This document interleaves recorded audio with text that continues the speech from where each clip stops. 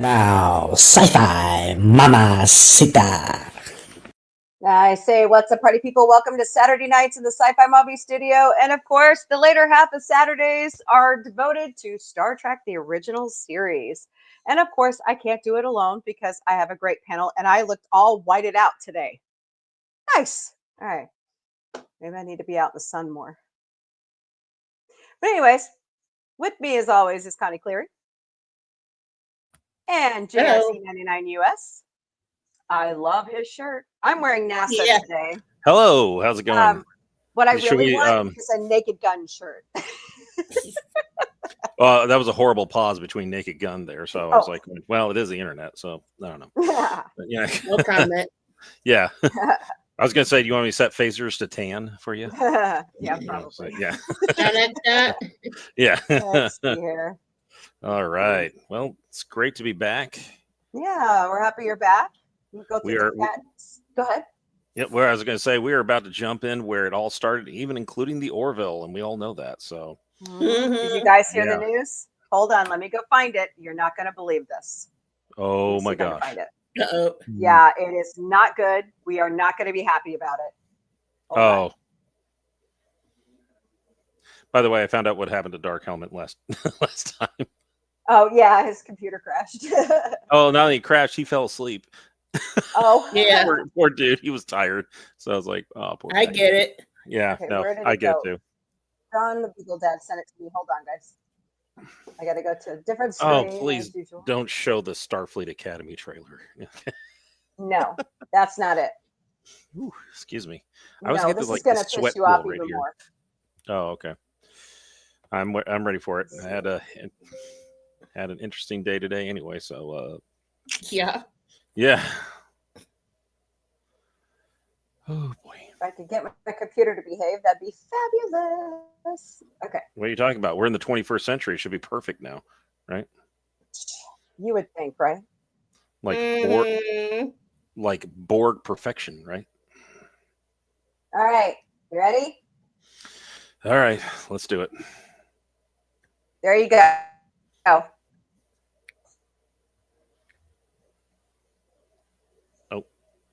Uh-oh.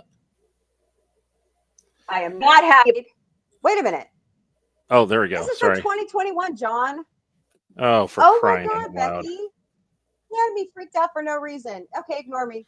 Oh, God. That's old news. Old news. Yeah.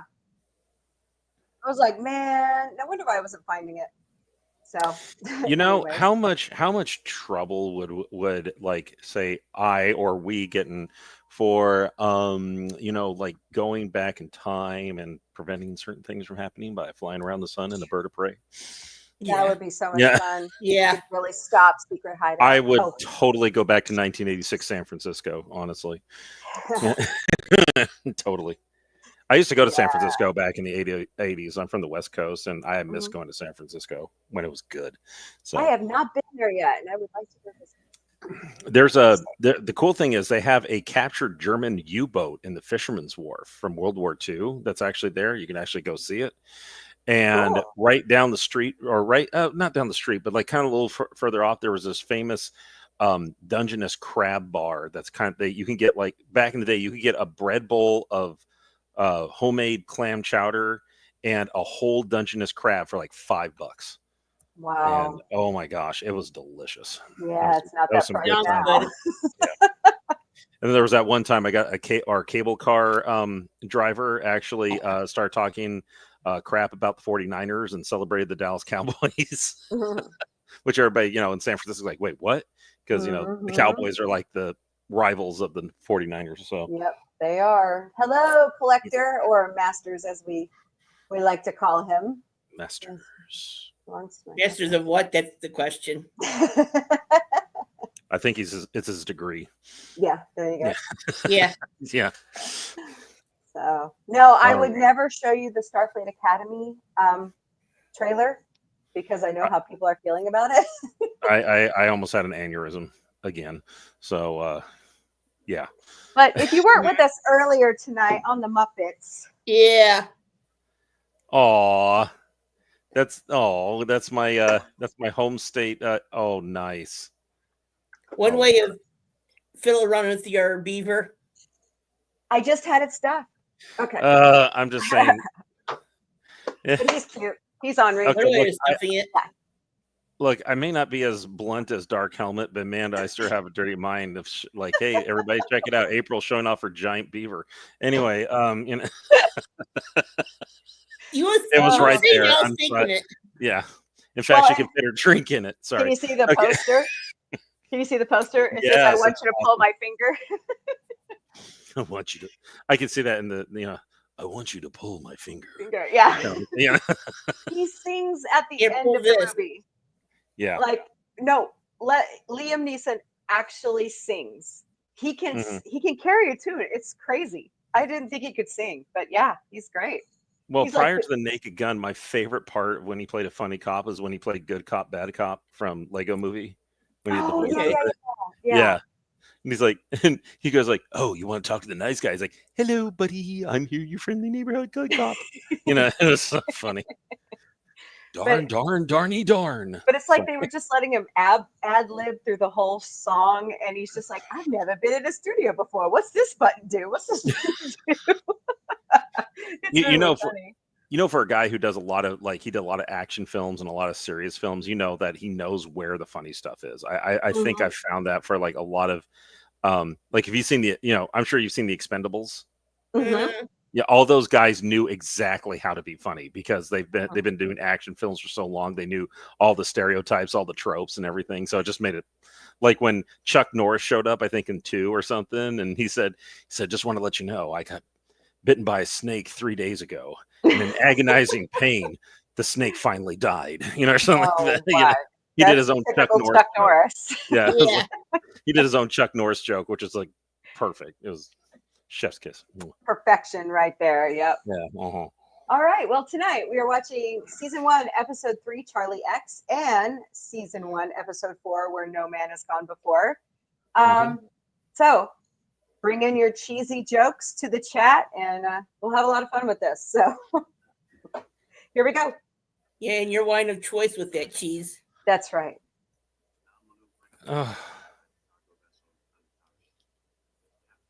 This green shirt just is. Yeah. How unusual is he? Sorry. Yeah. So unusual. Get back into the yellow shirt, Kirk. You got that Tom Jones song going in the back. Holy moly. I was going to say, you said Tom Jones, like that transporter operator looked like Tom Jones.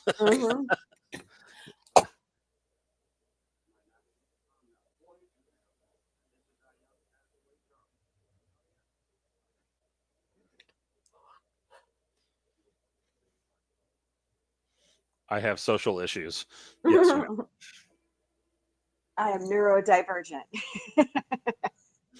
Oh, geez. He just had an aneurysm right there. Yeah, they're schmoozing him on purpose.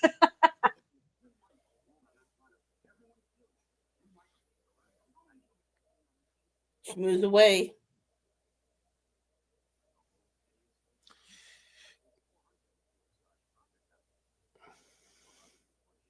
Well, if you're on the Orville, it's 300.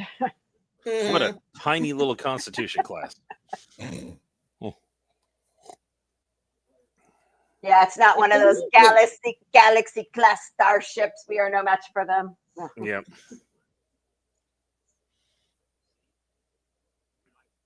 I just realized they're wearing the Cage uniforms. They are. Yeah. Are they science vessel officers? Is that what their insignia is? I don't know what that insignia is. I got some kind of fanfic information that actually kind of helps explain some of this when we're done watching. If we want to talk about it. Okay. Yeah. You have a hamburger, and you're not sharing. Yeah. Just kidding. No, hey, I didn't want the fries. Hey, John, JRC, what's up, man? He's sending you some pics. Oh. You still want the green uniform? Let's see. I'm sending you some pictures. Oh, John, that's not appropriate. No, I'm kidding. I haven't gotten them yet. Hang on a second. If you like- must share. I Oh, know I'm a man nice. dressed in drag. No, just kidding. Thanks, John. That's awesome. Lucky. I Not actually a almost got a girl. chance. I She's almost a got a chance to woman. sit in the Enterprise D captain's chair at the Star Trek Experience back in 2006. Yeah, he's got really cool pics there. Yeah. Oh man, I want to do that. Space, the final frontier. Is it though? Maybe. Sorry. Yeah, could be. I'm starting to believe it's our oceans. That's the final frontier. Because they're not even fully mapped or anything. Mm-mm. Okay, that's better. Sorry, I had the volume all the way up on the video, which is not bad, but I could barely hear you guys. So I got it. We're good. Okay, cool. I fix it.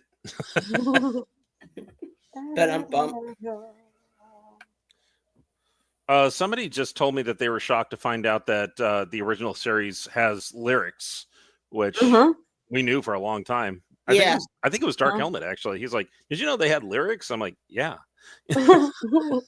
Yeah, duh. Where have you been? Oh, the Orville. So, we should make up lyrics for the Orville theme song. yeah. Oh, that could get really risque. Oh, I know, right?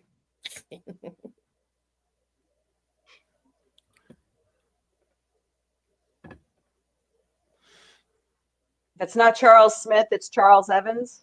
Yeah. Very common name. Mm-hmm.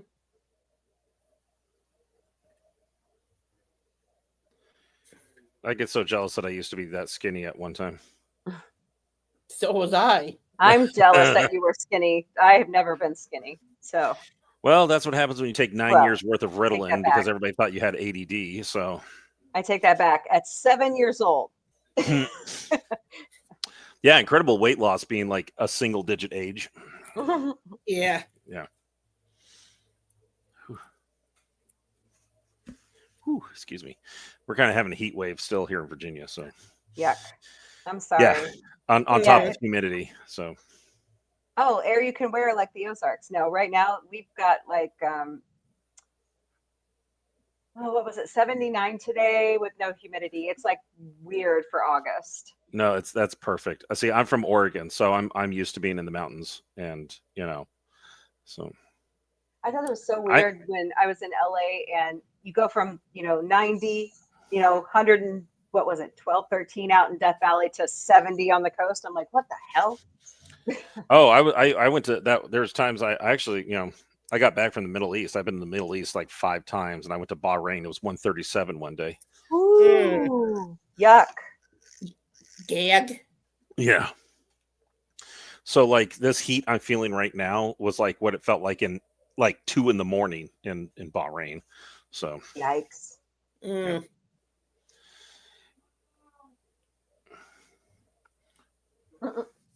Oh, it's the chimney sweep. Cool. It's like I like your poll. Oh, okay, sorry.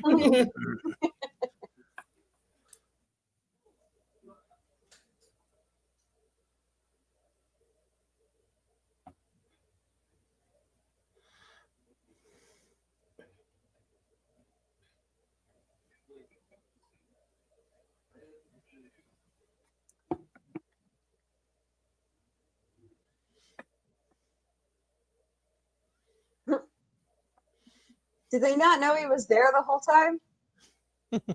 Does he sneak around the ship that well?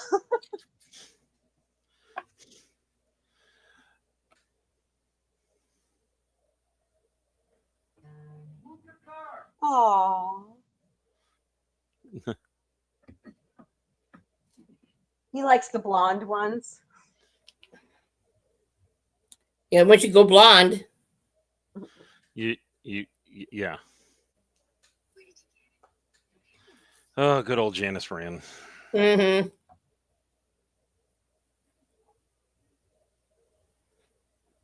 I love the hairdos of the time. Golly, I still want to figure out how they did that basket weave on her beehive. Mm-hmm. Unless it's like a wig or something, but I was like, she always had, yeah. Mm-hmm. So I was like, how did they do that?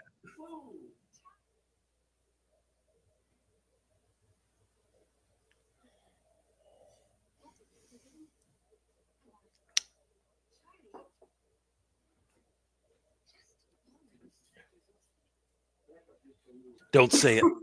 This is a family show.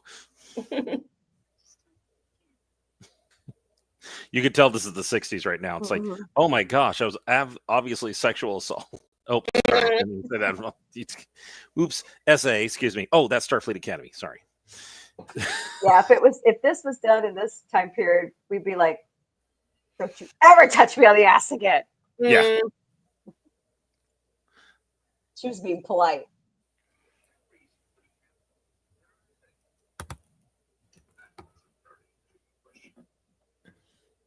Did Spock just groan? Yes, he did.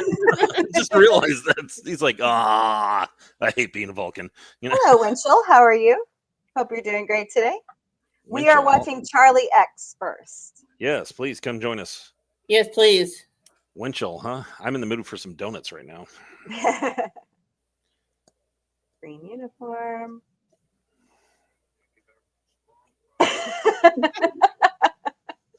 True. Well, unless Alara is opening that pickle jar for us. No. Yeah. And Tala.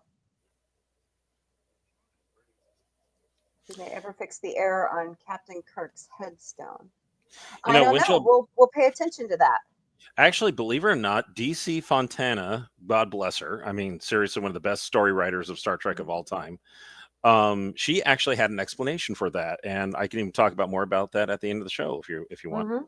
Mm-hmm. It was like real. It was a really cool explanation.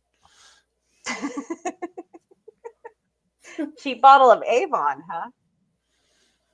You mean Avion? Sorry. Avion, Avon, whatever. Or Target. Target. Oh, more pics coming. Oh, yep. I got it right here. Standing by. Question, though. Oh, look at that.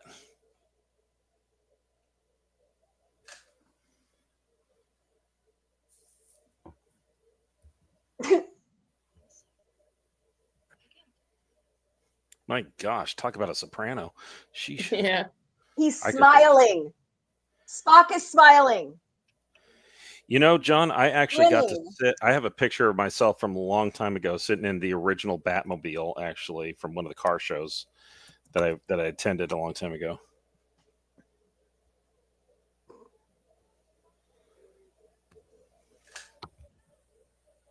I still don't know how to play 3D chess, I'll tell you that. Yeah, I do want to learn how to do that.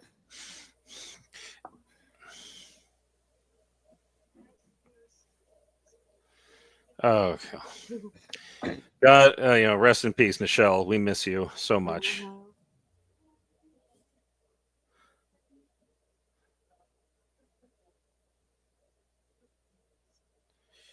Oh, did you see that? There's another plot hole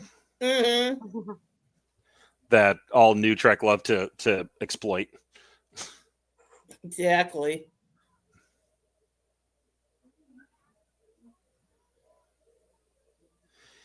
Here comes Nichelle's Broadway experience coming to light right here.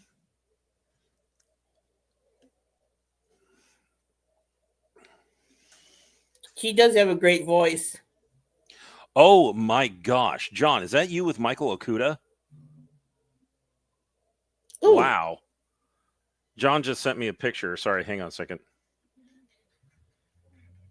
Sorry, I didn't mean to scream, but no worries. Dude, hey, FKHC 2005. Okay, I'll check my my DMs. Is it on Messenger? Oh my gosh, it is Michael Okuda. Wow, dude, that's amazing. Dude, he's awesome. Yeah. Unfortunately, he blocked me on X because I miss her voice. Nichelle Nichols had a beautiful voice. He does. Yeah.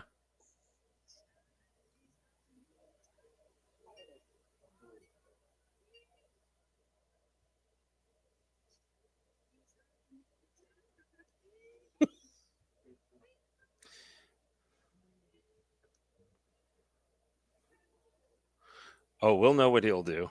Yeah. He just gave her the side eye. Wow. Side eye of death. Stink eye.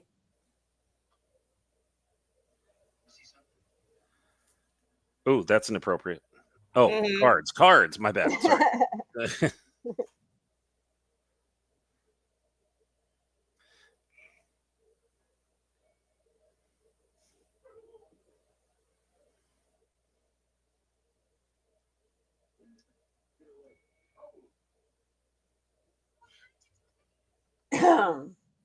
How did he?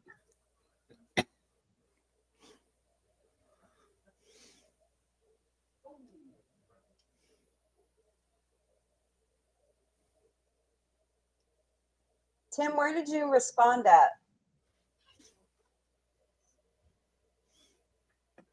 Oh, okay. Is it on Facebook or where? John, seriously, that's really cool. Oh, sorry, I didn't mean to interrupt that. No, you're fine. Yeah. You're okay. Like I said, unfortunately, he blocked me. I think it was because I was responding to one of the alumnus who kind of made honestly, a rather inappropriate saying about Star Trek. And it was kind of like hype political. And unfortunately, I think he blocked me.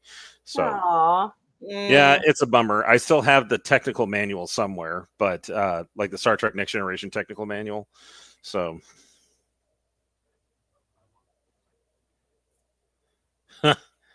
that's called tobacco, Winchell. Tobacco and booze, like free available tobacco. Yeah.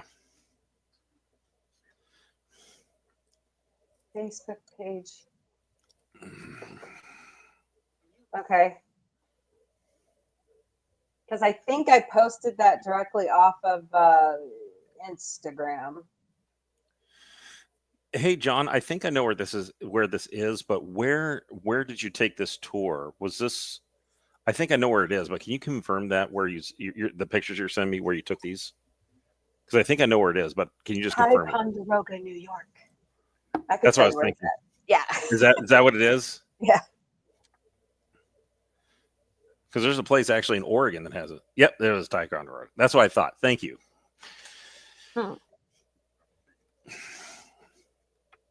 Well, I have family up in Connecticut, so now I know if I have to make a detour to upstate New York. There you go. Yeah. Yeah.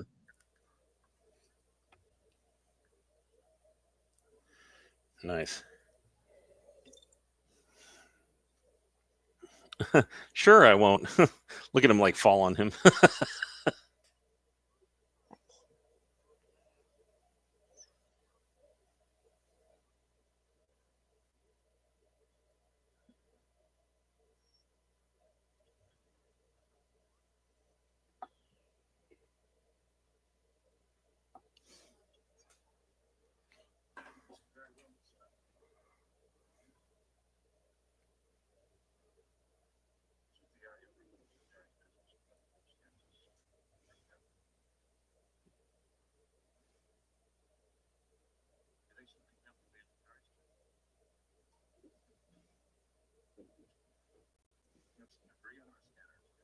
Oh.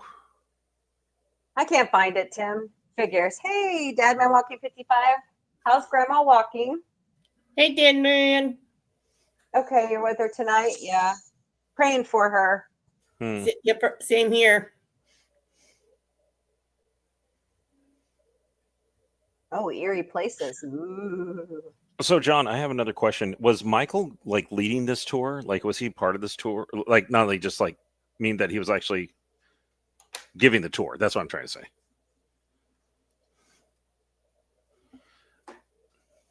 Sweet. I'll check that video soon.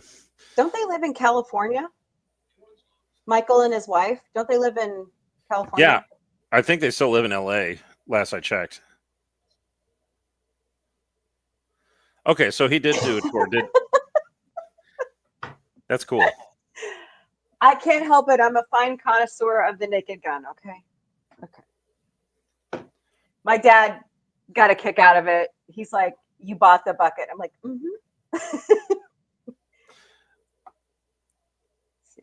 I got to rewatch The Naked Gun. I watched the original series, and I got to rewatch it again before I go see Where the. can you find Same here. Where can you find the original series to stream it?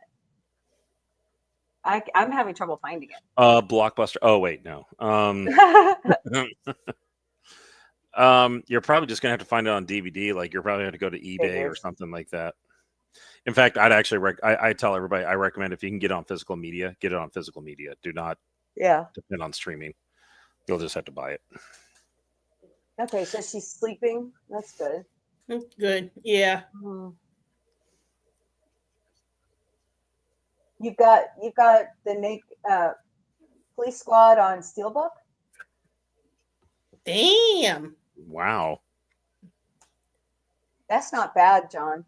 Yeah. Oh And my gosh. you get to have dinner with William Shatner. Yeah. Sold. Sold. Yeah, no kidding, right? Yeah.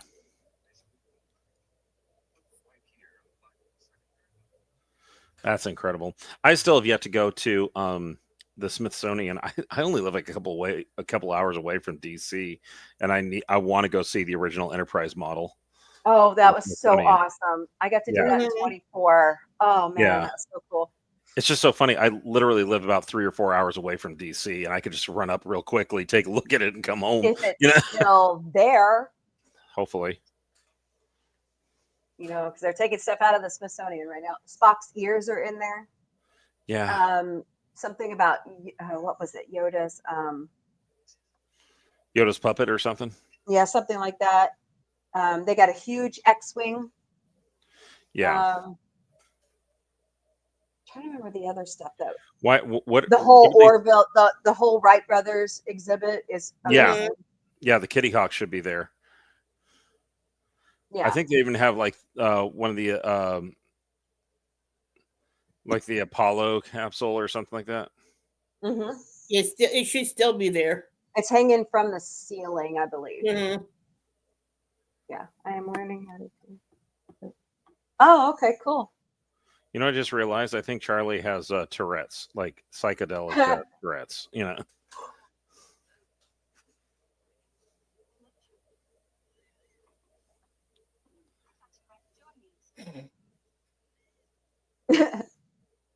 likes older women. Sorry. Everything is improvised on the show. And yeah. Oh. Oh. This is evidence of a kid who never was told no in his entire life. Well, didn't he kill everybody on the planet when he didn't get his way? The alien species of the planet that he was on gave him the power in order to survive. He had to learn English, the language from the computers that were on board. Yeah. You get the way how he interacts with the humans. He never taught that.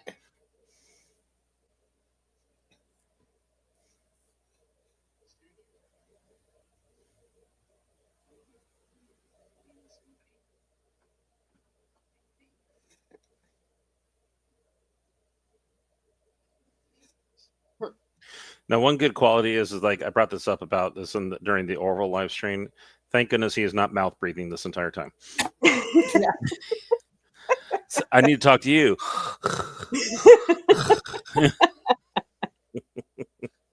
That would be a weird 17-year-old thing. Yeah.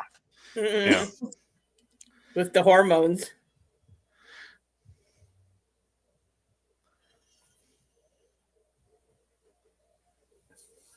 Oh, the green shirt disappeared. Yay. Well, obviously he was laundry, remember, Kirk doesn't just take his shirts off, he rips them off. That's when he goes to bed. He's like, oh, I'm tired. Blah. Like that. Hulk style. Yeah, Hulk Hogan style.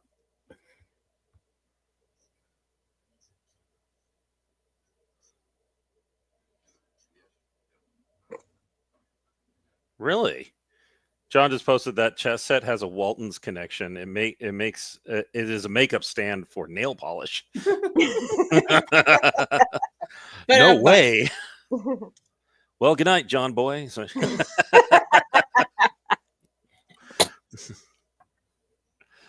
That reminds me of the Family Guy. Never mind. Don't go there. I was already there. Yeah, I know. Bump. I watched too much Family Guy. Sorry. Well, do you guys remember the original Family Channel? Came out in the 90s, and they just showed like a lot of like reruns of like family shows and everything. And the Waltons was one of it. My sister Carrie, she fell in love with the show. She absolutely loved the Waltons, and I was like, what show is this? And then it was like every night, it's like, can these people just go to bed? You know, I'm tired. I don't want to say goodnight. Just go to bed.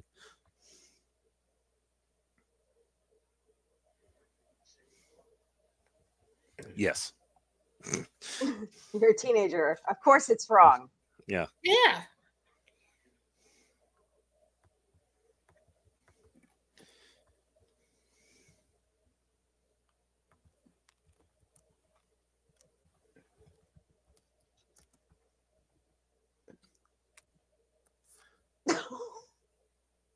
That was a nice way of saying buck up, Buttercup. Yeah, exactly. Exactly. You'll live.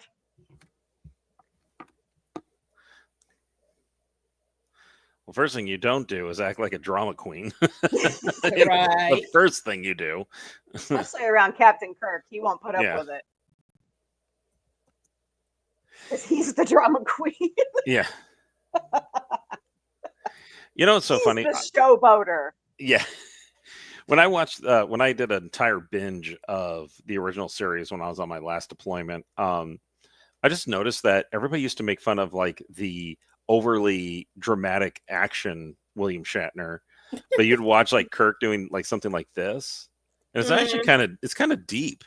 Yeah, he actually shows some maturity. It's like, yeah, the 1960s action drama wasn't really the best, as we all know, and we kind of call it campy now, but back then that was like it's A big thing.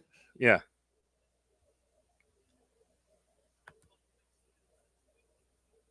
Yep, that's right. See, that's what I'm talking about right there. Mm-hmm. You're going to act like a human being. That's what you're going to do. Yeah.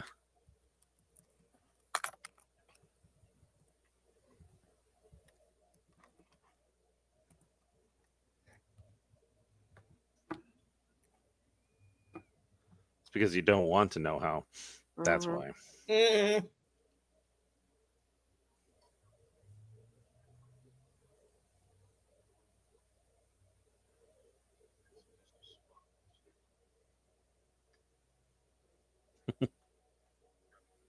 Don't forget to smash those hearts, smash that like button, share out the stream. Let's get more friends to come join us and watch Star Trek. Ooh, American Gladiators. I miss that show. There we go. Yeah, there we go. See, like right here, everybody's like going, Yep. Shirts off. You seem like this in every episode.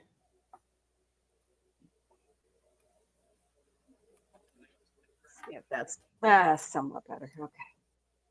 At least I don't look like a ghost now.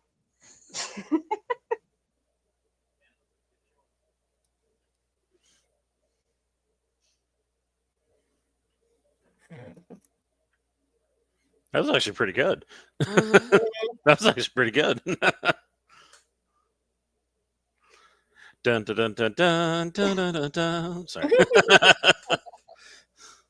Swing. Yeah. Man, they already gave him the red belt, which means he's going to die real soon.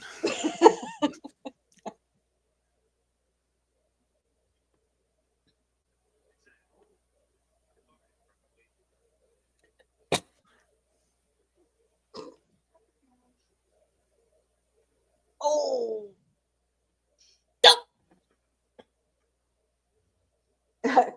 Okay, throw him. Go for it. Yeah, but did you use the hammer fist? Come on. Everybody knows the Star Trek hammer fist. Mm-hmm. Pre-girdle Shatner. Yep. Oh, you mean back brace. Uh-huh. Oh, yeah. Good catch.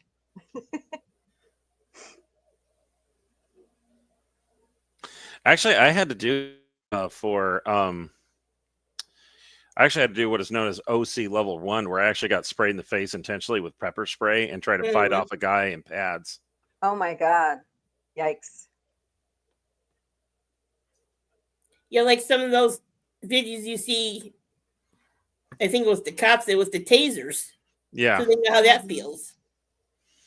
Oh, no.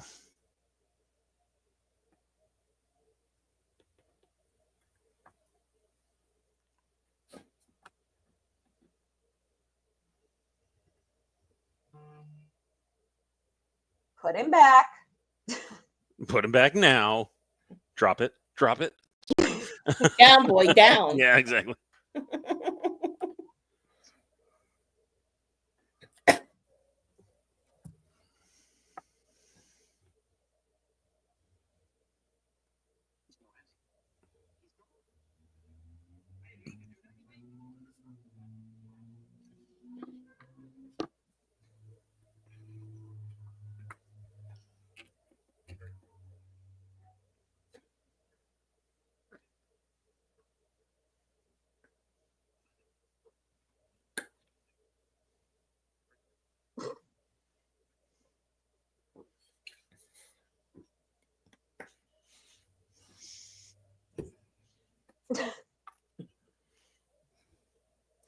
Don't worry, we have 2 red shirts. I'll take care of you. Mm-hmm. Oh no! Different color pants on too. Yeah.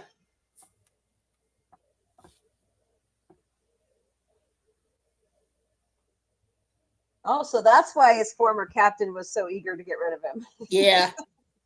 Yeah, they literally dumped somebody else's problem. You know. Talk about bait switch.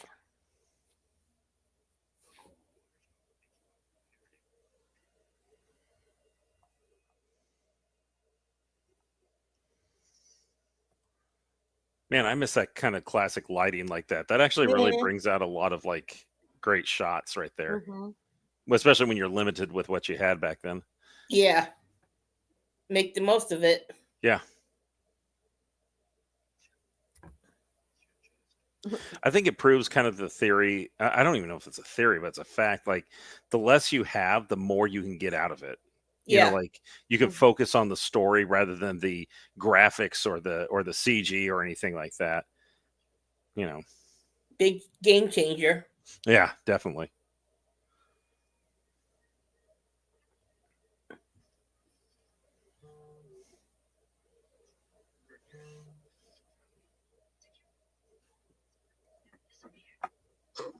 Oh. He took our guns. But they'll never take our freedom. Sorry. Or our jarbs. No. Yeah. Captain Kirk, all your shirts have disappeared. What shall we do? Spock, that's not a recording object. Those are discs.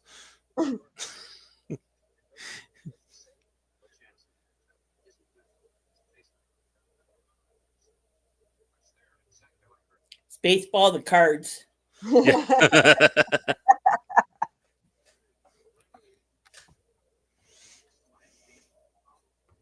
Spaceballs cards against humanity.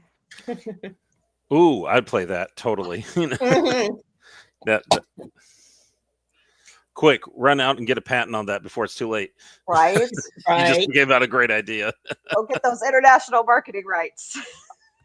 Hey Mel, if you're watching this, please give us a call. Yeah. Yes, please. Yeah. We came up with it first. Yeah.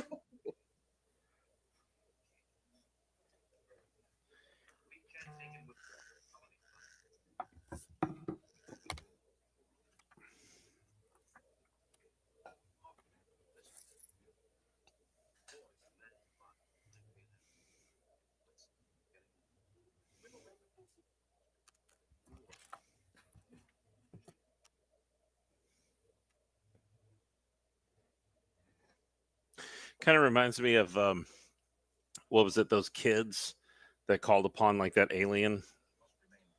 Oh, what's that? What was that episode? It'll come up later. So I know what you're talking about. yeah, Yeah. You know what I'm talking about. Yeah. Yeah. You know, Winchell, I wish a lot of shows would go back to that kind of script writing. Exactly.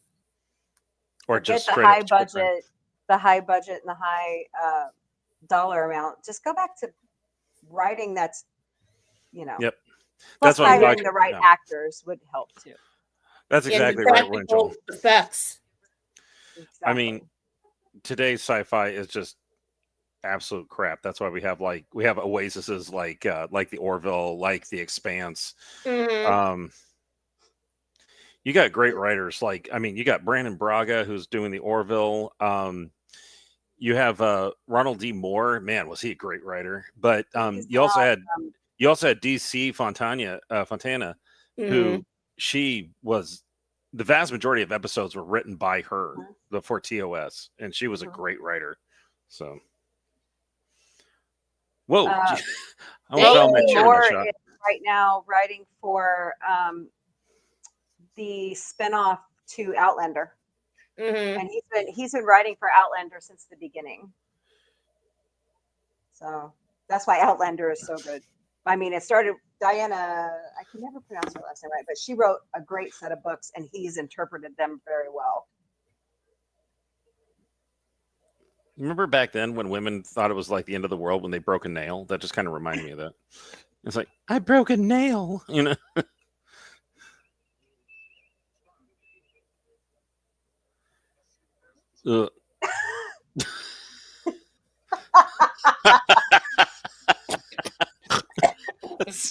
I forgot. What the hell was that?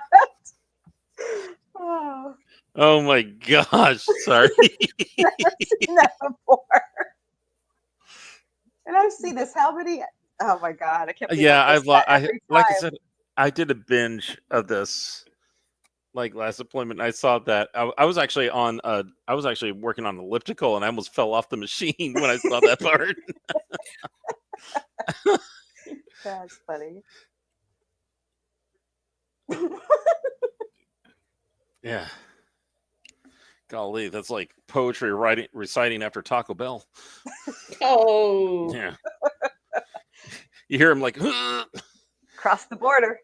I can't trust that fart. Can't trust that fart. Speaking of fart jokes, there's some really good ones making gun about that. And Drebin eating chili dogs. Actually, I think Charlie just cracked off a silent one in that part right there. That his face explains it all. Yeah. He crop dusts the bridge before he goes off.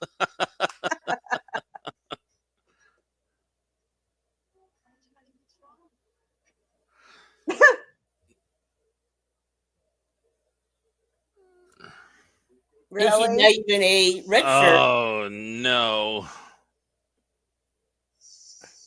What a jerk! Oh, she's wearing the Counselor Troy collection. The Troy collection. Or was Troy wearing the Yeoman collection? Good point. Yo, man. Sorry. You mean hamina?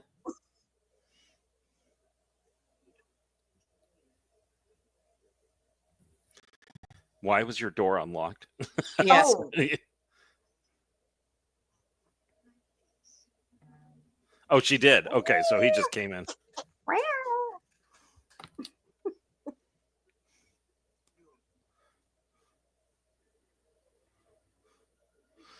Oh, geez. So, whew. He's scary. Yeah.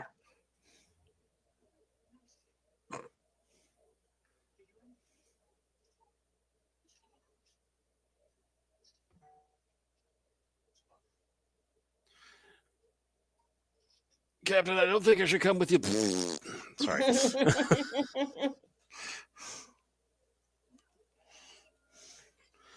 Oh.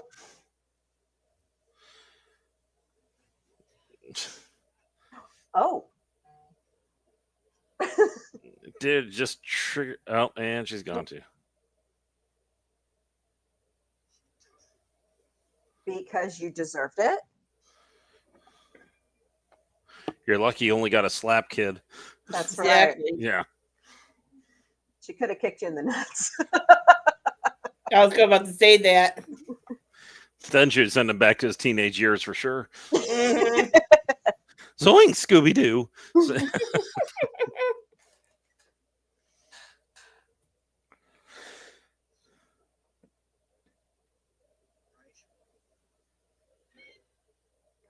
Oh, that Taco Bell. Oh, God. Yeah, he got back for seconds. Yeah. Oh, God. No more Diablo sauce. Ugh. Oh, that's what that was? Yeah. Actually, I'll be honest. I love their Diablo sauce. It's delicious. You and my kids, I swear.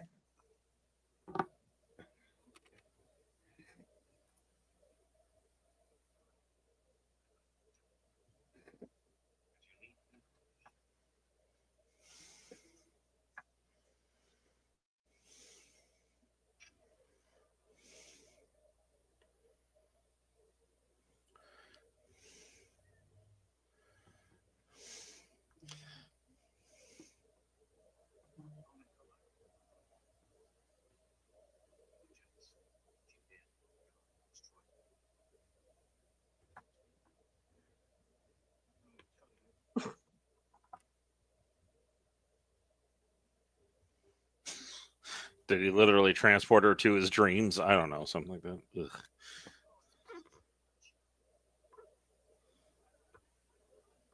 Okay. Wow, that sounds like a lot of kids these days. And extend your middle finger.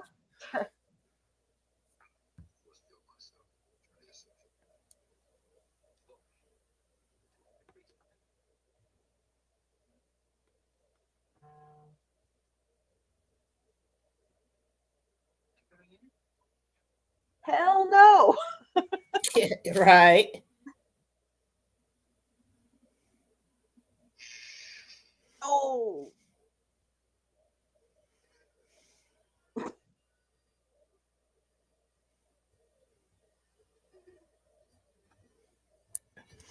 oh my gosh, Crap. they removed part of the set here. Weird.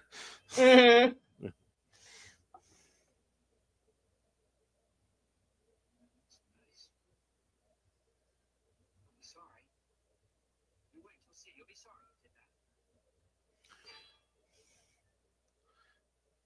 Okay. Oh dang, he took all. I was gonna say that's when you vaporize the kid. Seriously. Mm-hmm.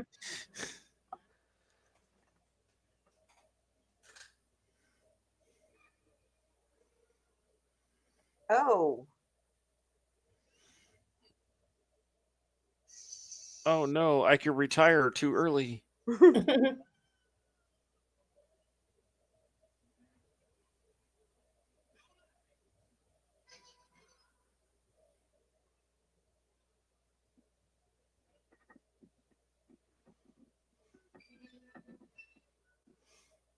Wow. That one reminds me with the scene in Twilight Zone. Mm-hmm. Yeah.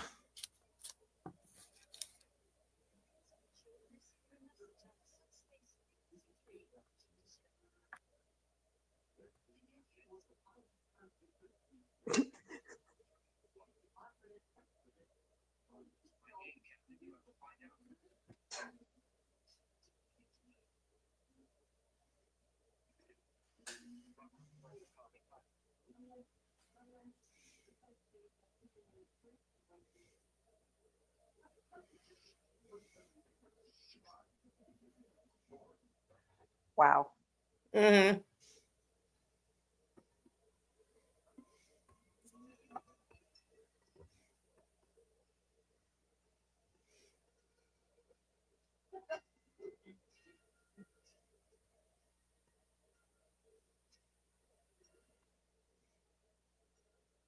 Kids these days. No.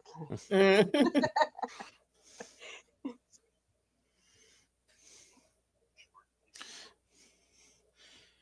Or worse, he'll send you to 2025, the teenagers of today. Yeah.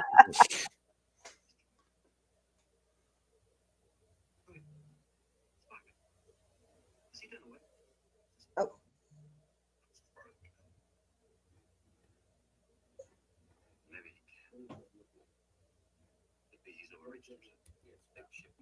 Somebody bleeding over because the Paramount bots are out.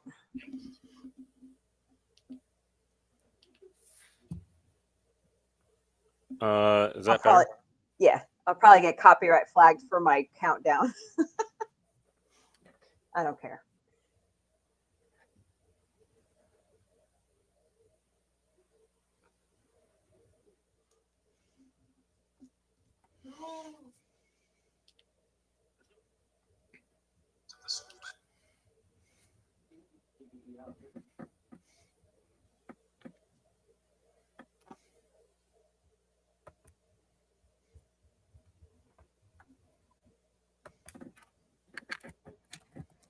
Our ship. Our ship. Entitlement much? Just a wee bit. It's acting like a Nepo baby.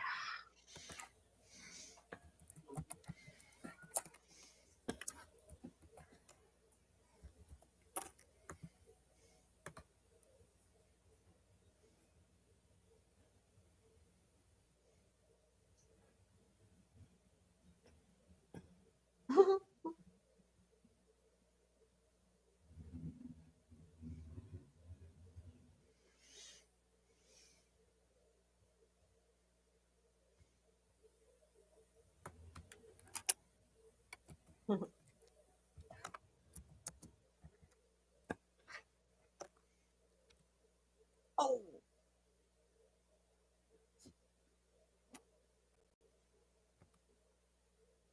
Fight through the pain. Oh no, that will Beat pass. the shit ass. No, I'm just kidding.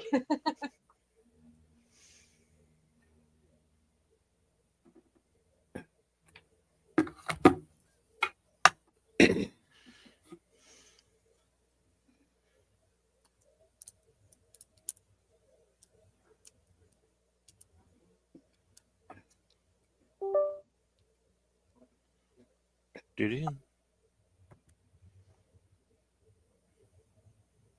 Well, hello, yeoman. Anyways. No,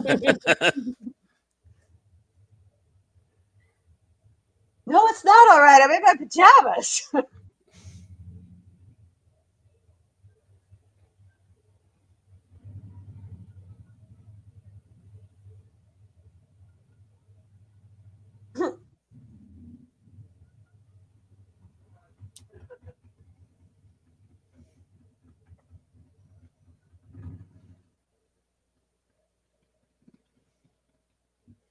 Oh my gosh, it's the Wizard of Oz.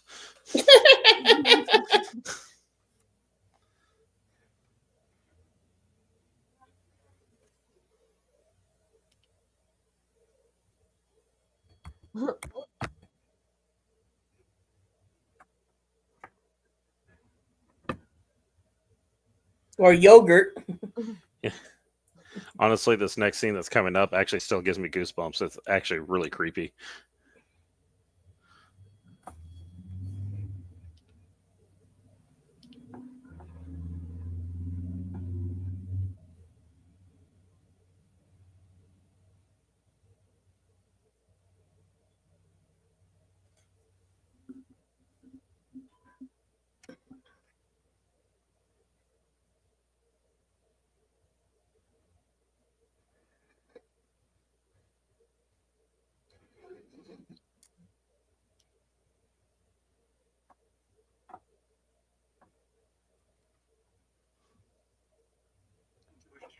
Uh-huh.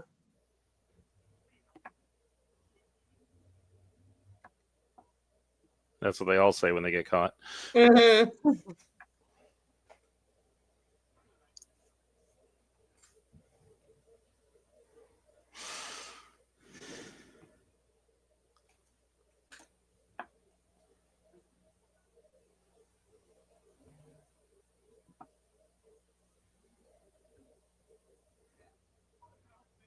No.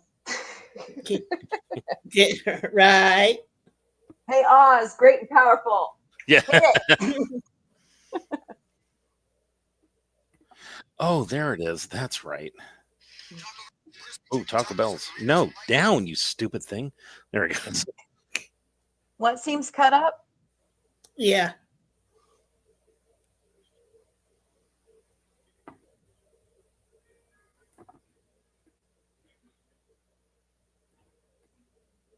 Yeah, he's using it to torture people. Yeah, that's a great Mm-hmm. power.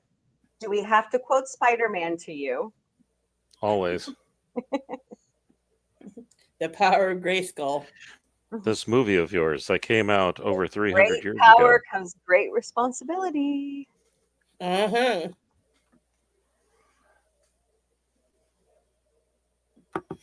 Come, Charles. In life, I was your partner, Jacob Marley.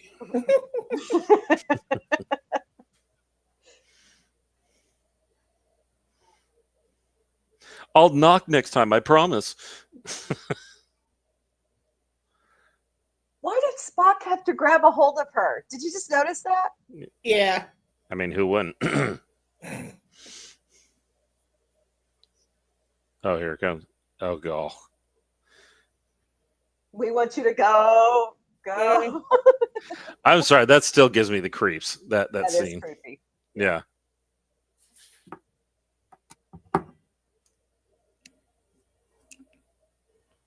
See ya. Hasta la vista. Talk about little green men. Literally. And definitely not the Paul kind either. Yeah. Mm-hmm. Well, remember, this is like the peak of like UFO and sci-fi stuff. Because I mean, the Enterprise is obviously a flying saucer with nacelles. You know, that's how it all started. You know. Would somebody get the yeoman out of here, or at least dressed?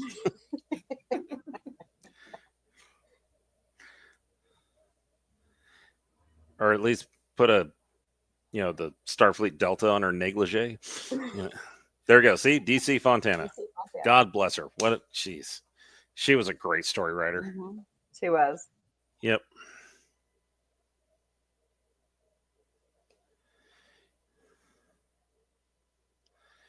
Oh. Well, that was awesome. Mm-hmm. As always. It holds up to any challenge. Yes, absolutely. To modern sci-fi. Yep. Oh, it really does. Mm-hmm. I mean, Even Gene some parts Roddenberry. of it are cheesy, but Yeah. Well, Gene Roddenberry said that the show was really about people. It just happened to take place in the future. So it was. That's what was really unique about it, and why Star Trek lasted for so long as it did. So, but anyway, fun fact: the actor who played Charlie X returned as Charlie X in the fan fiction Star Trek of Gods and Men, which is still on YouTube, starring Walter Koenig and Nichelle Nichols.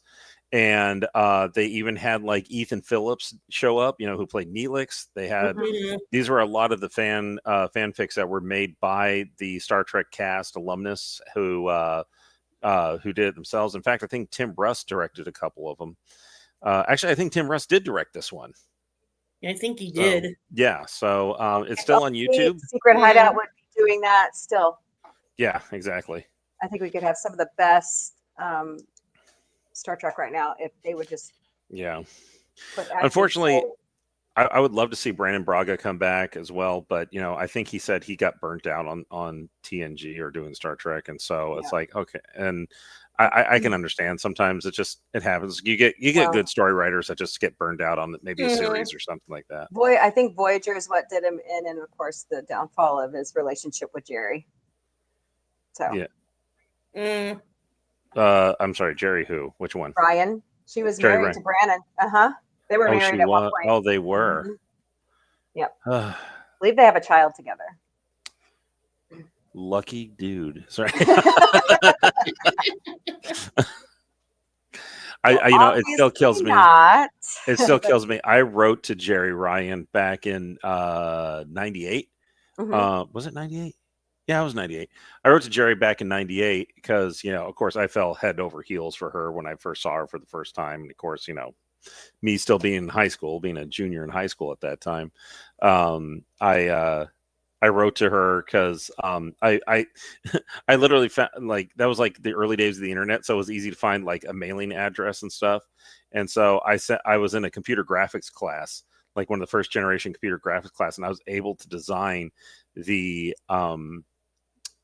Starfleet Delta, the actual insignia, and I wrote to her, and I had a couple of my friends sign it, and she sent all of us each an autographed picture, and she sent me a handwritten letter, actually, just kind of like on little stationery, nothing. It was like just plain paper, and she hand wrote it. She didn't type it or anything like that. She hand wrote it to me, and she told me about how she, because I read in articles how she had some claustrophobia getting into her Borg suit, and I was being nice. I like wrote, when I write to, if I ever write to celebrities, I write to them like I'm like they're a friend or something like that. I don't like go like, them like they're human beings, right? yeah, I mean, exactly. I normal treat them like people. human beings. And she actually said, I remember this. She said she was great. She was deeply appreciative of my concern for her, health and everything like that. And she was actually really sweet and kind in the letter. And then I had it stored in a little storage unit at my first house. And all of a sudden the roof caved in and it was raining and it got destroyed. So the whole thing, and I was planning to like get it laminated and everything like that, but unfortunately it got destroyed by rain damage. So yeah, it's a bummer. It was a bummer. So okay, now I honestly did not know that about Brandon. Way to go. Sorry that happened to you, but I'm married now. I have kids. I'm not really super jelly, but maybe anyway, They're both remarried now. I forgot who she's married to now. She married to Rafi. Oh, sorry. No. We don't talk about that. Anyways. We don't talk about Bruno. Yeah. But like I said, it's like what even Winchell agreed, and he was right about this one thing is that this was like back in the day when you had low budget and you're really there to entertain. You weren't there to say a message. You weren't there to just like captivate the audience in visuals and stuff. I mean, it helps, of course. It always helps. But when you have a good story, it doesn't really matter. So, and I'm being reminded of Gods and Men, where the actor who played Charlie X returns as Charlie X, and you have old cast from across the series want to take part in these things. Excuse me. It just shows you like how well that if you just do a basic story but you do it right, you can make it last forever. So yeah, so awesome. And I was going to say about a little Star Trek trivia about golly, I forgot what was his name. Was it Gary? Was it Kirk's friend Gary in the episode they were talking about the infamous James R. Kirk tombstone? You know what I'm talking about? When they were somebody brought that up earlier. Was it Winchell? Winchell brought it up earlier? I think Winchell or somebody. Yeah. Fascinating thing. DC actually said in herself, I actually read an article about this because I had a lot of people saying, oh, you just hate, Star Trek Discovery because, because it's a black female lead or something like that. It's like, no, I don't like it because of the story things and how, it's like, no, the story is bad. The Klingons don't look like Klingons. This doesn't look like pre-TOS, like this was supposed to be pre-TOS. And one of them said we were talking about like they were talking about plot holes, like, this is what happened. Somebody actually said, well, the original series is not Star Trek canon because they had James R. Kirk on that tombstone. I'm like, but it's the original series. That's how the canon was formed. And I read about that, and DC. I went searching about this thing, and DC Fontana said in an interview a long time ago that Kirk's friend Gary didn't really know him too intimately, and so he just put R on the tombstone because he was the one who put it on the tombstone. He didn't know his middle name was Tiberius. Yeah, he didn't know his middle name was Tiberius, exactly. And I was like, going, okay, see, that's what you get. You get good writers like that to come up with a quick explanation that doesn't fall away from being absurd. So it's like going, yeah, sometimes we have really good friends, but we don't know their middle name if they have a middle name. It just happens. So that's kind of one of those cool things I was very appreciative from hearing from DC. Miss Sally Kellerman standing right there. She just passed away recently. Oh. She had several roles on Star Trek. Mm-hmm. Oh, however, there was who was it? What am I thinking of? Excuse me for 1 second. I got to look up something really quick. One of the biggest there's actually a legacy actor for Star Trek. Where is it? I'm sorry, excuse me for just 1 second. I know Dr. Pulaski was on several times as well. Mm-hmm. Yeah. And then she had the role on TNG while Gates was out. Yeah, here it is. I'm noticing Sulu's missing. You guys notice that? Sulu's missing. Yeah, it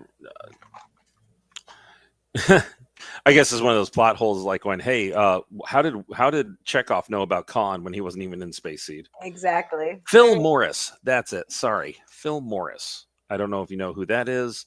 Yeah. Sounds familiar. Yeah, so he actually has been in Star Trek since the original series, and he's made not cameos, but just character appearances.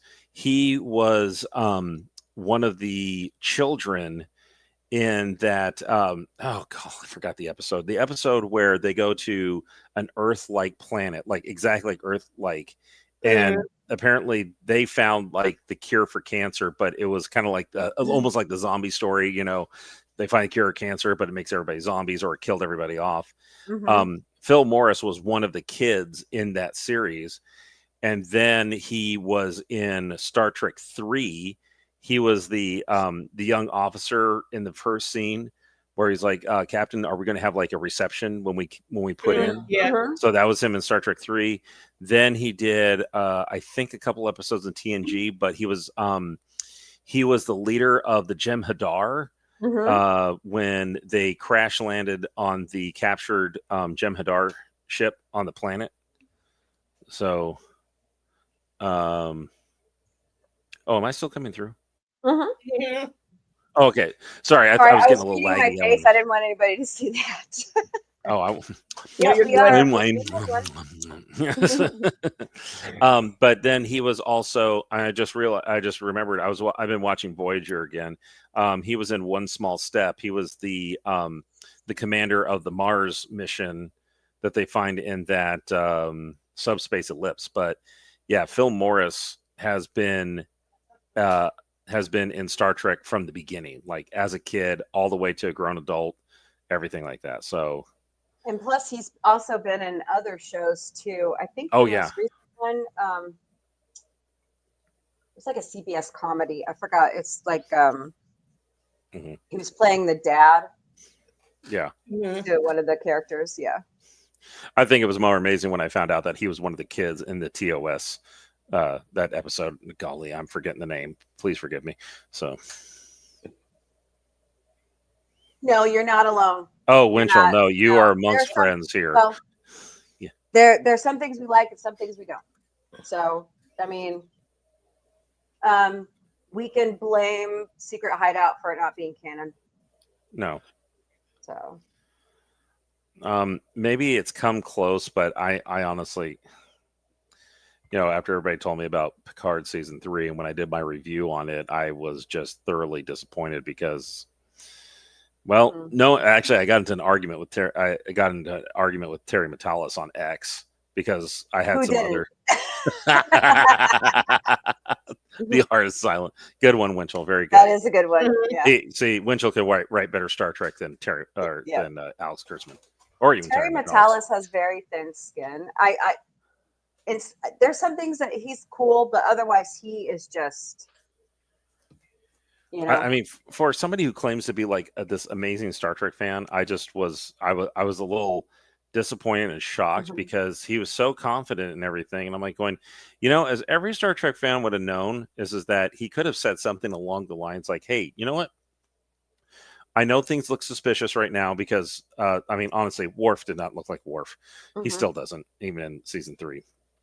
You also have to admit Michael Dorn, it doesn't look like what he used to either. Yeah, exactly. He's dealing with a lot. Yeah, and I mean, I can understand that, but the thing is that we were all questioning that. It's like, why does Worf look like actually Worf? Like they could have added some more to it. They didn't have to de-age him or anything, but just like.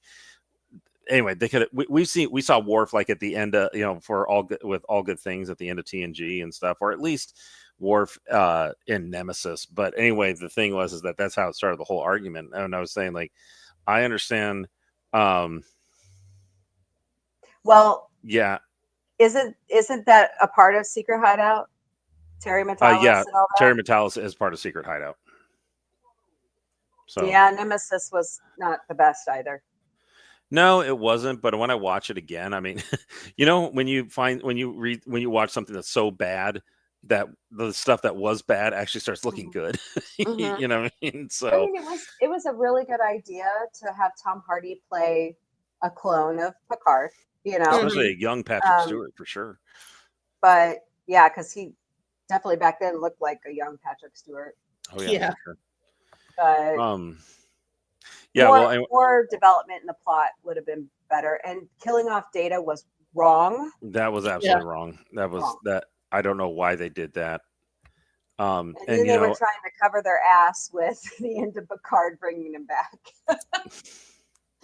Well, and that was the funny thing is that they kept everybody, especially the ones who defended Picard season 3, they were all saying, "Oh, this is the Star Trek 6 for TNG." I'm like, "What are you talking about? We had all good things. We had Nemesis. We actually said goodbye twice." Yep. And the thing is that the reason we had a Star Trek 6 is because they just canceled Star Trek like pretty much in the middle of the 3rd season.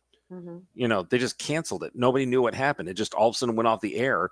And that was back in the day. It was like, oh, well, it's off the air. Go watch something else. No closure or anything like that. I mean, that's what Star Trek 6 was about. Fans were writing constantly. I know my grandfather was. I've seen his letters. And they were disappointed with the motion picture. You mean the slow motion picture? That's what some people call it. Even now with the enhancements, it's not anything that Gene wanted. No. Well, and the funny thing is Star Trek 2 wasn't anything Gene wanted either. No, they kicked Gene off, No, I was like going, it's what we wanted. Gene, we love you and stuff. I know you're gone, but we love you, man. But holy moly, I'm glad you kind of stood back from the guys from writing one of the honestly, I still consider Star Trek 2 the best Star Trek movie ever. It's between 2 and 4 for me. Yeah.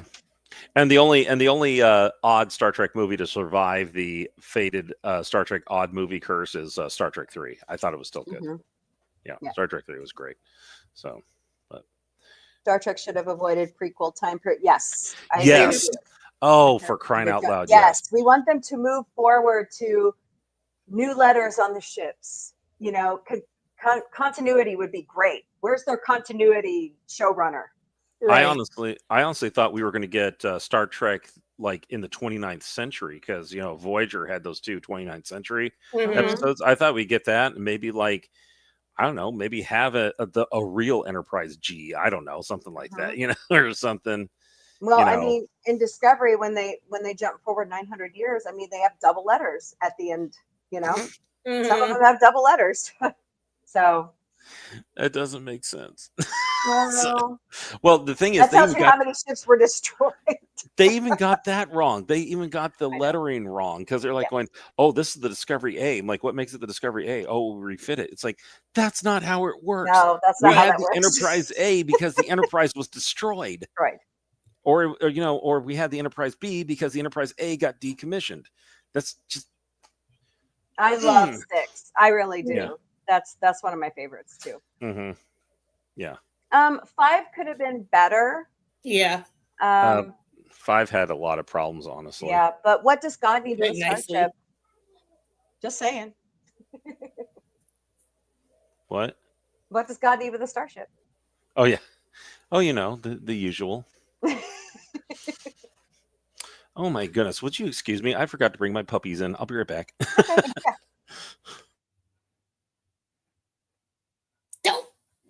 Don't. Yeah.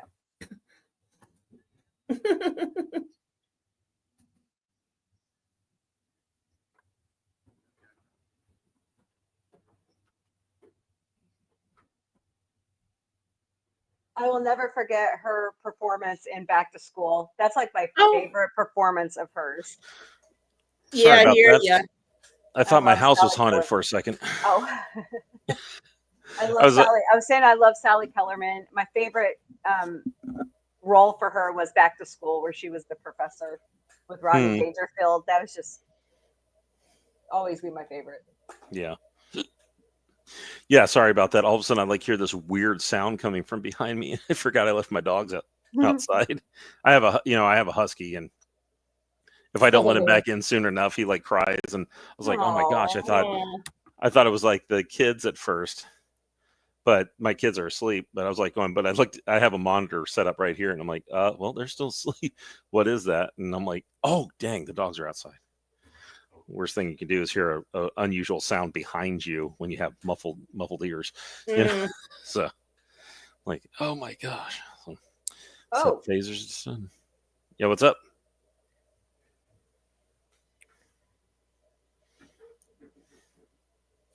All right, good job. You just proved to us you can kill yourself. Who, what, why, when, how? He said, hey, Doc, watch this. And he stopped all his bodily functions. Oh.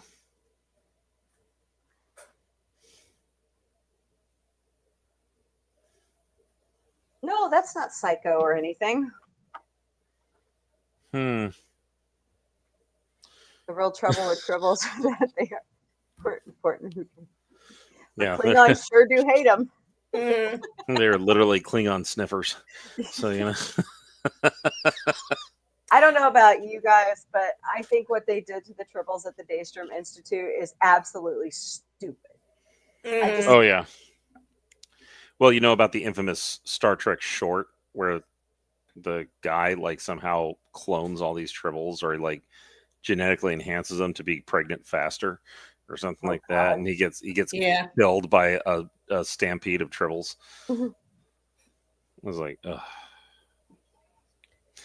You know, the funny thing is there was have you seen the animated series about the Tribbles? I heard about it.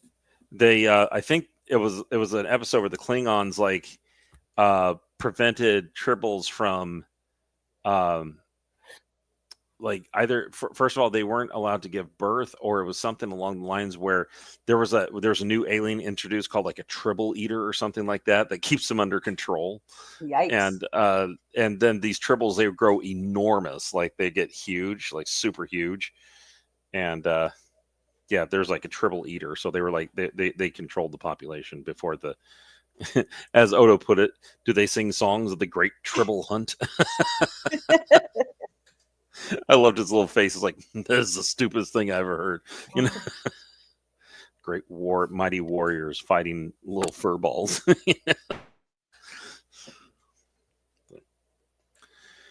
Oh, what else have we got?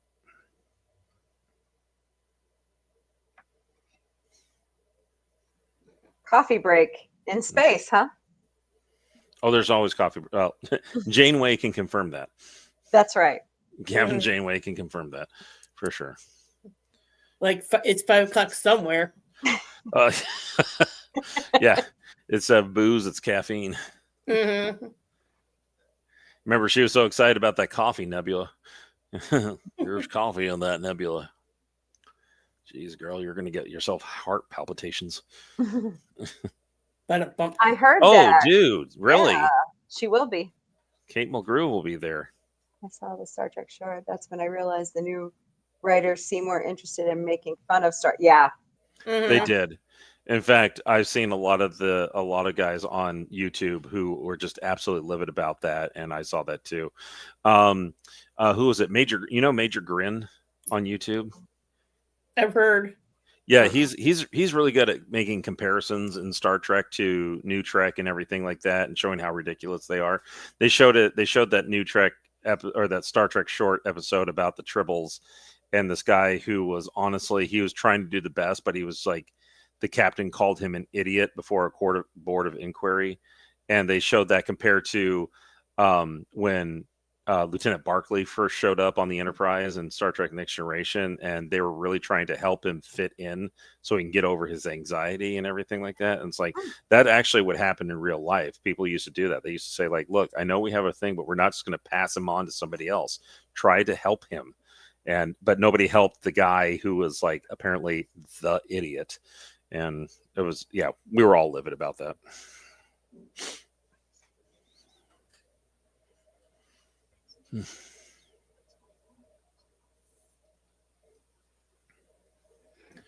It's like if I met Kate Mulgrew, what would I ask her?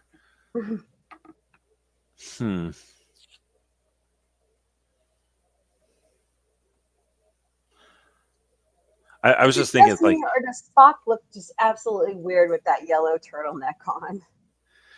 yeah, It does look. he totally looks weird.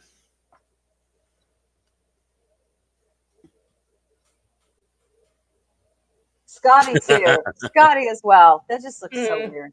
Well, Yeah. and, you know, I thinking about New Trek and all this crap. Going back to what you were saying, I think that J.J. Abrams and these guys had a list from childhood, and they're like, I don't like how this was done. I don't like how Star Wars was done. I don't like. So they just decided, hey, I made enough money. I'll just go wreck it all. Yeah. You know, and I think it's the crappiest attitude to have. Well, here's the thing. I have I made a little video called "Why New Trek Sucks." It's in my playlist, and literally I just like why it sucks. And the first one was J.J. Abrams being interviewed on the Daily Show with Jon Stewart, and this was for Star Trek 2009, and which I actually made a video about, like, going to see it, and I was like, when I was done, I was like, yeah, it was okay. I mean, I was trying to be positive about it, but but honestly, deep down, I was like, I can't do it. But he was being interviewed by Jon Stewart, and during the interview, he's just like going, he's like, I've never watched Star Trek, I never liked Star Trek, but we wanted to make Star Trek about all this, and he just goes on, and then Jon Stewart just jumps in. He's like, the interesting thing. He's like, the interesting thing is, I stopped listening to you after you said you didn't like Star Trek. He literally told him like John that. would say it too. Yeah, he would say that. He's like going, it's like going up. It's like you're literally denouncing the show that your movie is based on. Yep, exactly. Yeah, it's like, but also, it's like if Star you guys, Wars, you know, there's a whole book series about several book series about the Solo kids. Ben is not a Solo; he's a Skywalker. No, and just, you know, Lucas begged them, let it all be canon, and they just couldn't help themselves. No, they couldn't. I mean, that we could also blame that on Kathleen Kennedy as well. Yeah, so, supposedly she's supposed to be leaving any day now, so we'll see. Yeah, I know. I gave up on that. I mean, right? Yeah, I kind of gave up on that kind of hope. The other thing is, in my video, I also found from Major Grin, because Major Grin like gets all these sources. He does really good. So look at Major Grin on YouTube. Really good guy. He makes some great videos. He found an interview, like a podcast interview of Alex Kurtzman, literally saying, I never got into Star Trek at all ever growing up as a kid. I really loved Star Wars, and I wanted, I always saw myself on the, like, underneath the twin suns of Tatooine. And then he's like going, the only thing I can think of as Star Trek is like, who's the green lady, like that. And I was like going, and see that, and the thing is that when you watch, especially even Picard season 3, we all know they ripped off the Death Star run at the end. We all know that. Oh yeah. And I'm like, I'm not here to trash Star Wars. I'm just here to say, yeah, Winchell, yeah, they are great. I'm not here to trash Star Wars. I'm just trying to say, look, keep Star Wars, and keep Star Trek. Stop trying to intermingle the two, because they had their own formulas. Let them be on their own. Yeah, two That's like trying to pull Futurama into the Orville, or vice versa. Exactly. Yeah, exactly. Stop trying to rip off other sci-fi franchises. I mean, honestly, I'm sorry. I'm going to go back to Picard season 3 because they obviously ripped. Yeah, okay. It was the worst season. I'm sorry. It was. It really was, because it was a whole bunch of member berries. They ripped off 2, 3, and 6. Yep. They also ripped off Nemesis. They ripped off 2009 also. I would say a combination of Nemesis and 2009. Then they rip off Star Wars. What else did they rip off? They ripped off like real Star Trek. They also ripped off another franchise. And there's a lot of Doctor Who in there. There's a lot of Babylon 5 in there. Exactly. Does anybody have independent thought anymore? No, they don't. And that's what I meant. I mean, one of the things that really burned me up was that it was just full. And you know, this is you know, the thing is that Alex Kurtzman is like an acolyte to J.J. Abrams. You know, he started out with Bad Robot, and J.J. Abrams' problem is, and we all know this if you ever watched Lost back in the early 2000s, at the end, never explained any of the mystery to it. They just threw a whole bunch of mystery boxes and just ended it because J.J. Abrams figured out this formula, and I'll be honest, it's pretty clever, but it's very wrong because he just created all these mystery boxes, so it just pulled you back, and then he never answered them. He just created new mystery boxes, so that way he just kept you coming back and coming back. And they did the same thing. I have to go run and pick up a teenager, and right down the road, so talk amongst yourselves. Okay. I'll be right back. Well, actually, I actually got to get going myself. My wife is driving all the way from Connecticut right now with a couch, with a moving truck and a couch. I want to at least finish the episode, so I'll be right back. I promise. Okay, no problem. Yep. So anyway, yeah, just you know, like I said, it was those mystery boxes. Just like we're gonna pile mystery boxes upon mystery boxes, but we'll never solve them because it's just to grab you on back. And they did the same thing with Picard 1 through 3. They, you know, all these mystery boxes, and they did the same thing with Star Trek 2 through 2009. I really am sick and tired of mystery boxes. I'm really sick and tired of that. But they not only did that, but they also like. So I really don't want to say names out loud because I don't want to get April in trouble. Right. But there was a YouTuber on that I used to watch for years, and he used to rip into New Trek all the time. And then Star Trek, then Picard season 3 came out, and he was like one of the first people to start saying, you guys need to watch this. This is like really good. And if you don't watch it, then he brought up the scene from Rings of Power saying like, you have not seen what I've seen. I'm like, how did you do that? And I watched it, and I'm like going, oh my gosh, this thing is just member berries on top of member berries. There's no real writing. I mean, for crying out loud, I don't know why they thought it was a great idea to have a Section 31 base that had the remains of Captain Kirk that they pulled off of Viridian 3. I don't know why. Like, I don't know why they had to show that. Bringing Data back and using all the props from Data's episodes, like, you know, like his Sherlock Holmes hat and pipe and stuff like that. I'm like, these are all the props that when it was like going, and then of course they brought back Professor Moriarty from that. Yeah, from you know, they brought it all back, and it was so funny. This guy who I said I used to watch for years, he was telling everybody that he was like criticizing the Starfleet Academy trailer, and he's like going, "Oh, look at that, more member berries dangling the keys in front of everybody." And I said that 2 years ago. I said, you guys are falling for the keys.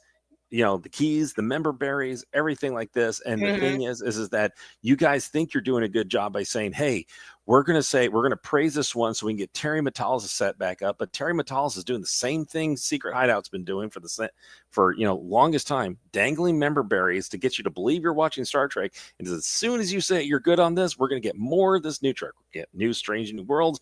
We're supposed to get this Legacy thing, which actually got canceled, as far as I heard. And then we got Starfleet Academy, and now they're like, how did we get here? It's like, it was you guys. Yeah. Like, duh. Yeah. You were the ones who were like going, oh, this is really good. And I mean, it still had Alex Kurtzman's name all over it. Yes, Terry Matalas was the showrunner. But I tell them, it's like, you give these guys an inch, they'll take the entire Alpha Quadrant. I mean, seriously. They have all the guys who are huge YouTube influencers online who have like millions of subscribers, and they're going around saying, yeah, we have a good Star Trek series. Everybody should be supporting the Star Trek series or this new Trek series from Alex Kurtzman. And they're going to run with that. They're going to say, see, we got it right the entire time. So now we're just continuing what we're doing. And now they're all shocked because they're like going, why are they dangling member berries in front of us? This is not good, because it worked on you. So, and there's your sign. Yeah, exactly. Here's your sign. anything we see from Star Trek now, from Secret Hideout or Paramount Plus or anything like that, and now that we found out that apparently Alex Kurtzman's contract has been renewed. Well, now isn't that special? Yeah. Mm. I tell everybody Star Trek ended in 2005. Yeah. Star Trek Continues was awesome. If you ever got to watch that, I tried. You tried? Yeah, I tried. It's not. I mean, you do have to get around the fact that it's definitely different, but it was actually really good. But then we have the Orville, and we all love the Orville so much. That's why we love it, and we're hoping to see a season 4. I was actually really scared that when she said, "Oh no, I got some bad news for you," That's what I thought too. I was like, they canceled the Orville. I'm like, nope, nope, they canceled Star Trek again. That's what they did. Any more new Trek. So no surprise. Yeah, no surprise. I'm not surprised. I'm not surprised. I was hopeful, but I mean, I think I mentioned this on Thursday, that at one point, Doomcock put out a video about that they did a test screening without Alex Kurtzman on a concept of a Star Trek show that takes place right after Nemesis, and it got huge reviews from test audiences, according to his Hollywood Spies. And I was like, oh my goodness, that would be awesome if we're going to get a series like that takes place right after Nemesis. But definitely not going to happen now. So you have to rewatch that one from Doomcock. Yeah, I can't remember the name of it is. I think it was like Alex Kurtzman is Alex Kurtzman's Furious or something like that.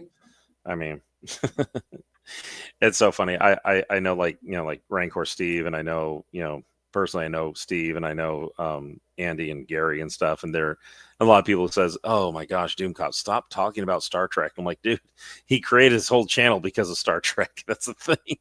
So like, yeah, stop. And he's even said, he's like going, I don't get a lot of views on my Star Trek videos, but I'm going to do it anyway. So I'm like going, good, thank you. So it's like, yeah, let's talk more about Star Wars. Let's talk about the MCU kind of stuff. And I'm like, oh, okay, we'll talk about it. Fine. Yeah. Did you see the Wolverine and Deadpool movie? Oh my gosh, that was so cool. No. Best part about that is I do have a Honda Odyssey. I was like, we have an approval. So my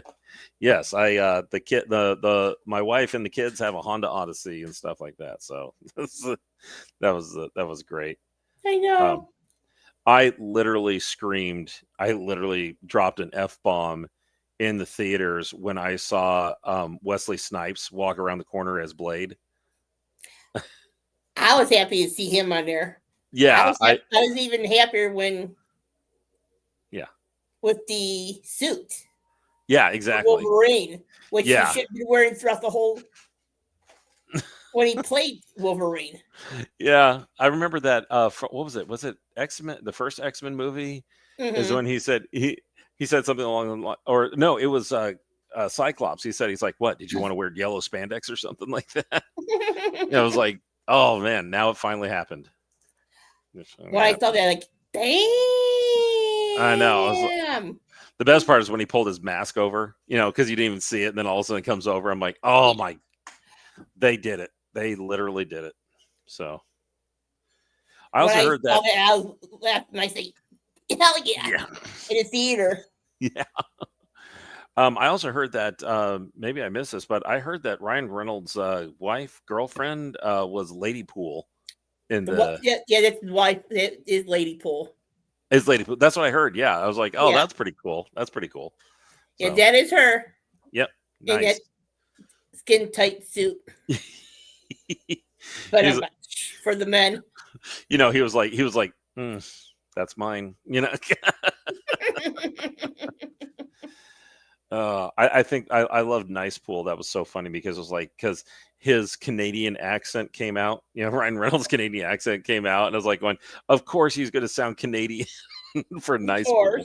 Yeah, exactly. I was like, oh yeah. What did they call that? Crazy dog. This is something. The crazy dog. Yeah. Yeah, I have a few of the for Deadpool, the comics for the X Factor. Oh yeah. Mm. Oh, and I died when Chris Evans said, he's like, oh, he's gonna say it, and he's like, flame on, and because of the Human Torch. I was dying laughing so hard. Yeah. It's like, oh, he's gonna say it. He's gonna say it. Avengers Assemble, flame on. What? You know. That was awesome. I was laughing so hard. Have you ever laughed so hard you got tears coming out? Yeah, I was laughing so hard I couldn't stop laughing. I had tears coming out. I'm like choking to death because I always cough when I laugh. So so yeah, you bloody fucking hell. Yeah. I let my ass off. I loved how the end scene was him able to access the security camera where he's like talking crap about what's her name, and he's like, I never said that, and he's like, Nova. Yeah, exactly. That was so good. It's like, and you could take that to the bank. He's like, okay, and then it just ends like that. It's like, see, that's like, oh man, great movie. Hugh Jackman is way taller than the actual Wolverine's supposed to be. Yeah. 1 second I saw him in the first time, he's Wolverine regardless of the height wise. Yeah. Honestly, the funny thing is, I think that's why they called him Wolverine, because Wolverines are really tiny. Exactly. Then he's about foot taller, but I don't care. He has the looks, the mannerism. Yeah. You know how Deadpool says, "Till you're 90." You know. I know. Yeah. It's like, dude. It was like, dude, Hugh, you got to realize this is what got your career like amazingly going and stuff. So yeah, you're till you're 90 is so true. Oh man, that was awesome. Have you gone seen Superman yet, or any of the new movies? No, not yet. Yeah, I'm kind of on the fence with it. I would love to go see it because I love going to the theaters with the wife, like for a date night and stuff. But we honestly were like at that point, we're like going, we don't care if we see it in the theaters or if we rent it at home or something like that. Right. I did see the Minecraft movie finally about a couple days ago. How'd you like it? So I realized that if you let Jack Black go off on his own trying to make comedy, he's not funny. Right. Yes. Yeah. He really kind of went over the top with I would say like kind of his Tenacious D type of acting. He's like going, oh yeah, like that. Yeah. Minecraft has become our family game. Actually, I play with it with my 6-year-old, and my wife will. I gave my wife my old Nintendo Switch because I have a Switch 2 now, and my kid has it on his tablet. And I come home from work and it's really awesome. My wife will be playing on her Switch. My kid will be on the tablet. Then I'll put the Switch 2 on the TV and we'll just all play together as a family. It's really cool. Oh, nice. Yeah, it's actually a lot of fun. In fact, our 3-year-old wants to learn how to play it so he can join us too. So, so yeah, we have a family game, which is really cool. The thing is, though, the movie itself was really weird. I saw the commercials, it didn't look really weird. It did. Jason Momoa, he did pretty good. I thought he was pretty funny in it because he's one of those guys. He knows he is very attractive and he plays on the goofiness of being attractive and everything like that, which I love. I appreciate very much. Like I said, Jack Black, when he's allowed to, if he's not scripted correctly, he is not funny. I'm sorry, he just really isn't. Like, yeah, that's what I've been hearing. If you keep him to the script, he's good. Yeah, like when he did Kung Fu Panda, Po the Panda from Kung Fu Panda, that was really funny. Like lot of the lines, it's really, really like and I think that's the thing. It's like he was really funny as King Koopa in the Mario movie. And like I said, once again, he was definitely scripted voice actor. I honestly don't know if he was scripted or if people just said, hey, go do your own thing. But he was definitely scripted in Mario movie and in Kung Fu Panda, and he was hilarious, like absolutely hilarious. So yeah.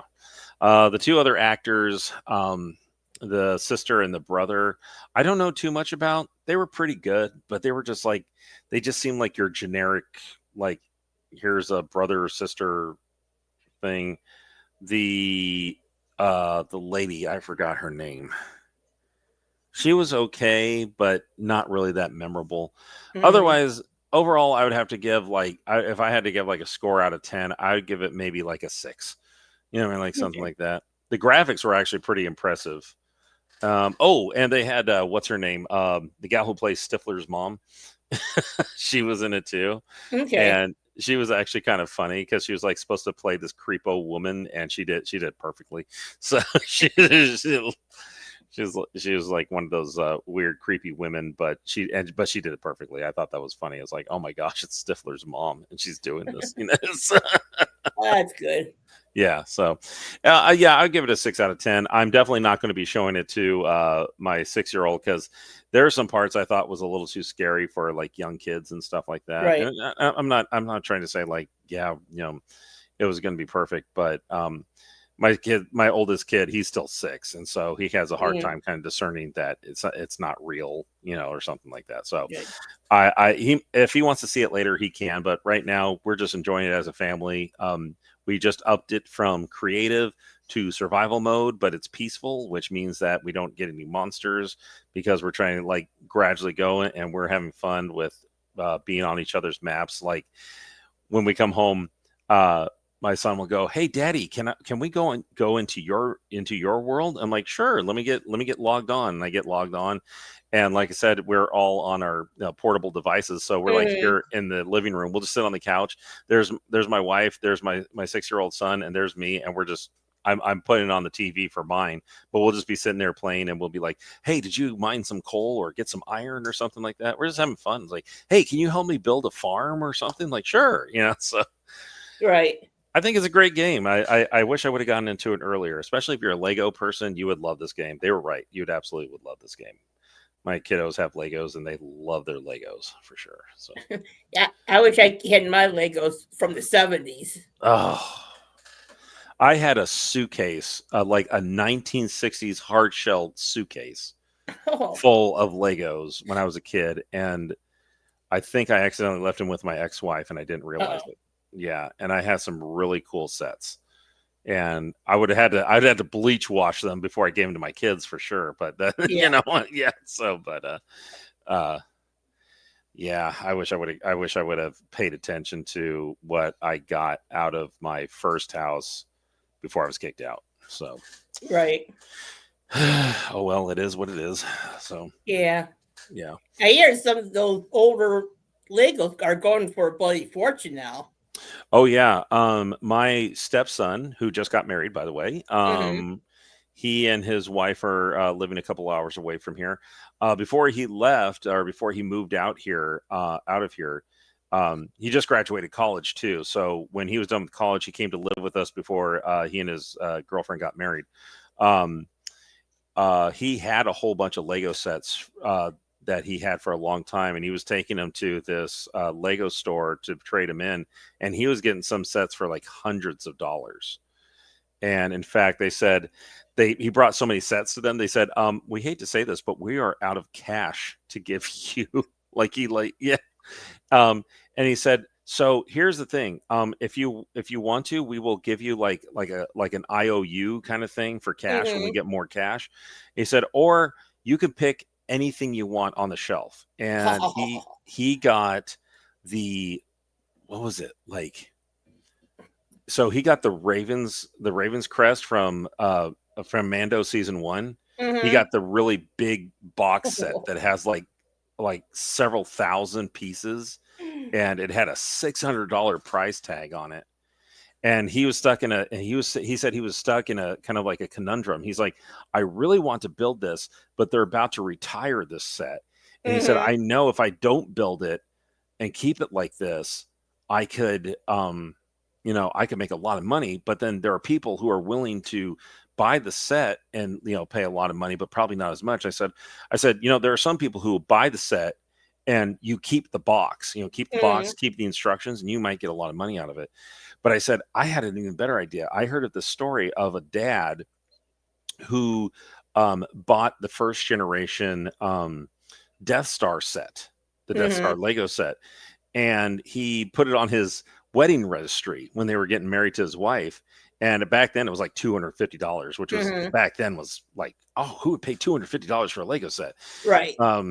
So he put on the registry, and everybody's like, what, are you going to build Lego set? He's like, no, he actually bought it so he could have it for his kids when he has kids, when they get old enough and they can build it all together.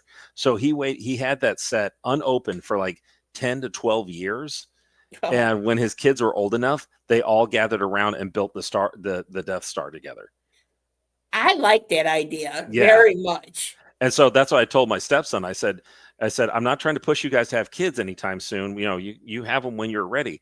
But I said, you could do that. Keep that thing, hold on to it for years. And when you have kids, then then when they're old enough, you guys could build that together.